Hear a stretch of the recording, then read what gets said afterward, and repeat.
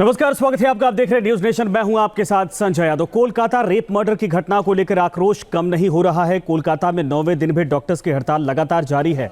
CBI ने इस मामले में गिरफ्तार किए गए संजय रॉय का पॉलीग्राफी टेस्ट करवाने का फैसला किया और इसी बीच मृतक लेडी डॉक्टर की ऑटोप्सी रिपोर्ट भी सामने आ गई है, जिसमें दरिंदगी की पुष्टि हुई है। आपको दिखाते हैं कि कहां तक पहुंची सीबीआई की जांच और आरोपी से किस तरह सच उगलवाने की तैयारी की जा रही है। देखिए इस रिपोर्ट में।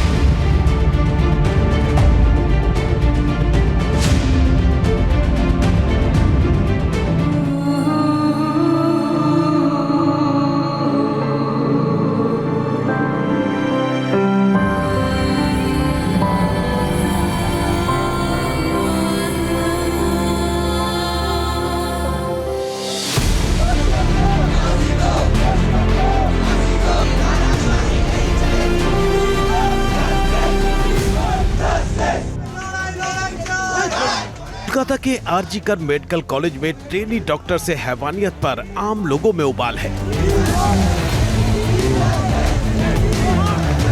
देश भर के अस्पतालों में डॉक्टर्स और स्वास्थ्यकर्मी सड़कों पर उतरे हुए हैं। इस जघन्य घटना के विरोध में प्रदर्शन कर रहे हैं। बंगाल की बेटी को न्याय दिलाने के लिए डॉक्टर्स ने लंबी लड़ाई लड़ने की तैयारी कर ली है।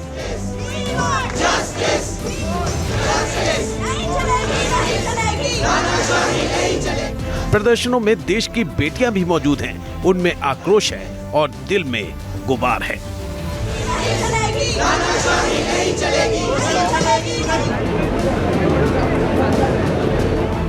प्रदर्शनकारी पीड़िता को इंसाफ दिलाने के साथ साथ ड्यूटी पर तैनात डॉक्टरों और मेडिकल स्टाफ की सुरक्षा की मांग कर रहे हैं।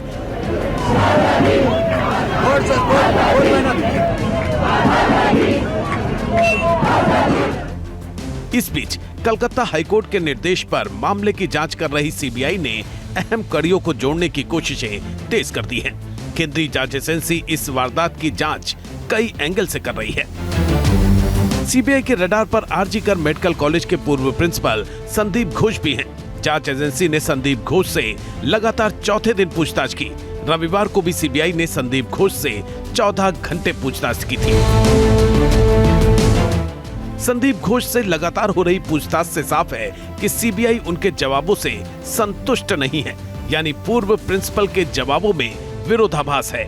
संदीप घोष इसलिए शक के घेरे में हैं क्योंकि पीड़िता के परिवार को कॉल करके सुसाइड की थ्योरी सबसे पहले अस्पताल से गढ़ी गई थी।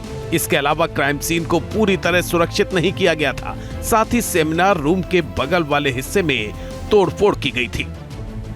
सूत्रों के मुताबिक सेमिनार रूम के बगल वाला हिस्सा तोड़ने पर घोष अभी भी सीबीआई को सही जवाब नहीं दे रहे हैं।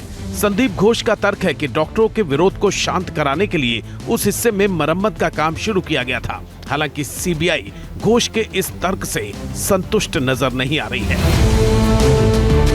सीबीआई इन्हीं सवालों का सच पिछले 4 दिनों से जानना चाहती है और आरजीकर मेडिकल कॉलेज के पूर्व प्रिंसिपल इन्हीं सवालों में फंसते नजर आ रहे हैं।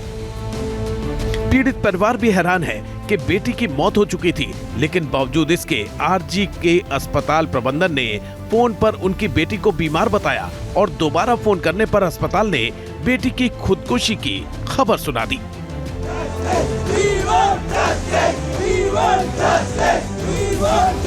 বলেনি, প্রথমে হসপিটাল থেকেই ফোন করা হয়েছিল যে আমরা আরজিকর হসপিটাল থেকে বলছি আপনার মেয়ে অসুস্থ। তো তখন এটুকু বলে লাইন কেটে দিয়েছেন। তারপর তখন আমি ফোন করি যে আমার মেয়ের কি হয়েছে, তো উনি বলেন আমি তো ডক্টর নই, ডক্টরের কাছে নিয়ে যাচ্ছি, ডক্টরই বলবেন কি হয়েছে, আপনারা আসুন।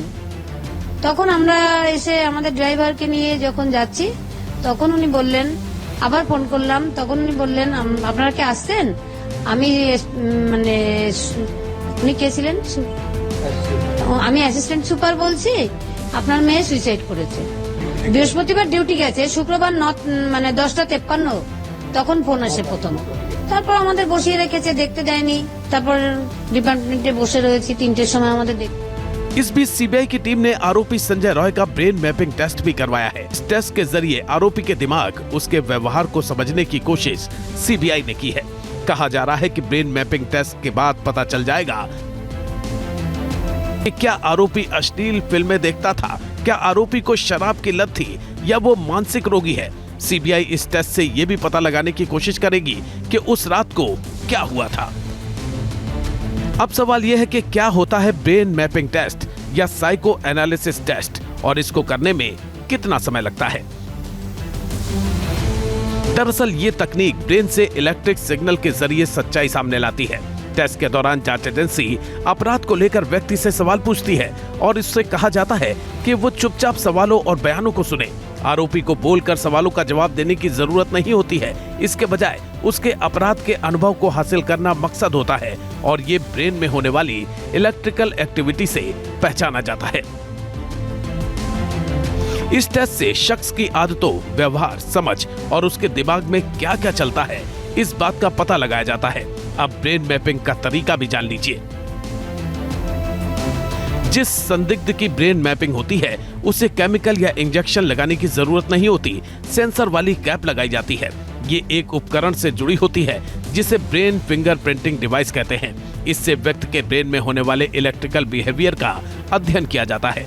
फॉरेंसिक एक्सपर्ट संदिग्ध के सामने क्राइम से जुड़ी चीजों की आवाज सुनाते हैं। ब्रेन मैपिंग में ऑडियो आरोपी के सामने लगे सिस्टम पर सुनाई देता है। इन्हें सुनने के बाद आरोपी के दिमाग में क्या प्रतिक्रिया होती है उसे फॉरेंसिक एक्सपर्ट मॉनिटर करते हैं। मशीन पर आ रही तरंगों को देखकर ये पता लगाया जाता है कि वो कितना सच या झूठ बोल रहा है। आरोपी के मन की स्थिति समझने के साथ सीबीआई हैवानियत की शिकार बनी ट्रेनी डॉक्टर के सहयोगी डॉक्टरों से भी पूछताछ कर रही है। सीबीआई के रडार पर आरजी कर अस्पताल के 4 मेडिकल स्टूडेंट्स हैं। इन चारों स्टूडेंट्स से पहले भी सीबीआई की टीम पूछताछ कर चुकी है। ये वही स्टूडेंट्स हैं जो उस रात वारदात से पहले पीड़िता के साथ मौजूद थे। सीबीआई इन छात्रों के जरिए वारदात की रात का सच जानने की कोशिश कर रही है। पोस्टमार्टम रिपोर्ट में पीड़िता की बॉडी पर 14 से ज्यादा जख्मों के निशान मिले हैं, यानी पीड़िता चीखी चिल्लाई होगी, फिर भी किसी ने उसकी आवाज क्यों नहीं सुनी। अस्पताल में उस रात किसकी क्या मूवमेंट थी, सीबीआई की टीम इन 4 मेडिकल स्टूडेंट से ये भी पता लगाने में जुटी है। उधर सीबीआई की एक टीम पीड़िता के परिवार से भी पूछताछ कर रही है। इस टीम में महिला अधिकारी भी शामिल है। सीबीआई परिजनों से कई सवालों के जवाब जानने की कोशिश में है। मसलन पीड़िता के कौन कौन से करीबी दोस्त थे, अस्पताल के बारे में पीड़िता क्या क्या बातें बताती थी, किन किन लोगों से उसकी रोजाना बातचीत होती थी और क्या पीड़िता कोई डायरी भी लिखती थी। दरअसल खबर है कि पीड़िता के शव के पास एक डायरी मिली थी। कहा जा रहा है कि इस डायरी के कई पन्ने फटे हुए थे। सीबीआई को शक है कि डायरी से अहम सबूत मिटाए गए हैं।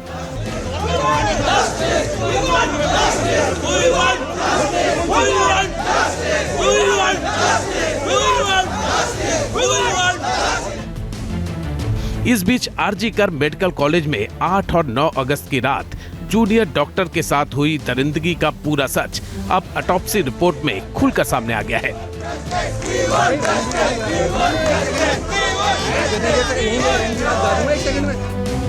रिपोर्ट से पता चलता है कि जूनियर डॉक्टर के साथ दरिंदगी की सारी हदें पार कर दी गई थी। पोस्टमार्टम रिपोर्ट के मुताबिक रिपोर्ट से पता चलता है कि ट्रेनी डॉक्टर के साथ दरिंदगी की सारी हदें पार कर दी गई थी। पोस्टमार्टम रिपोर्ट के मुताबिक पीड़ित डॉक्टर की आंखों में खून के धब्बे मिले थे। शरीर पर चोट के 14 से ज्यादा निशान दिखाई दे रहे थे। बाएं हाथ, कंधे और घुटने के पीछे खरोच के निशान थे। टखने पर भी खरोच के निशान मिले हैं। सिर, गाल और नाक पर चोट पाई गई है, जबकि दाहिने जबड़े, ठुड्डी, गर्दन और बाएं हाथ पर चोट के निशान मिले हैं। उंगलियों के सिरे और नाखूनों के नीचे का रंग नीला पड़ चुका था। प्राइवेट पार्ट पर भी गंभीर चोट और जख्म मौजूद था। पोस्टमार्टम रिपोर्ट में बताया गया है कि शरीर के कई हिस्सों में खून के थक्के जमने के साथ फेफड़ों में ब्लीडिंग भी देखी गई। पोस्टमार्टम रिपोर्ट से साफ है कि बंगाल की बेटी के साथ किस तरह हैवानियत की सारी हदें पार कर दी गई थी। बेटी की डेड बॉडी जिस हालत में मां की आंखों के सामने पड़ी थी, उसे देखकर लग रहा था कि किसी शैतान ने उसके साथ दरिंदगी की इंतहा पार कर दी थी।